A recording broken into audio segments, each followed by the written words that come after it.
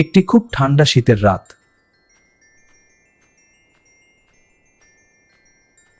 একটি ছোট কুকুরছানা ঠান্ডায় কাঁপছিল। হঠাৎ শিশুটি কুকুরছানাটাকে দেখতে পেল। আরে, তুমি তো খুব ঠান্ডায় আছো।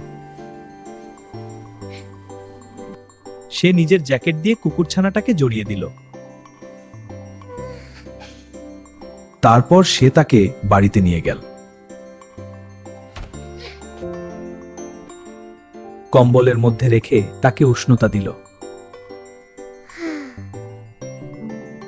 শিশুটি তাকে গরম দুধ দিল।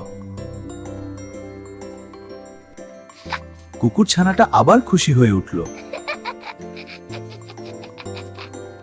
মনে হচ্ছে তুমি এখন আমার নতুন বন্ধু।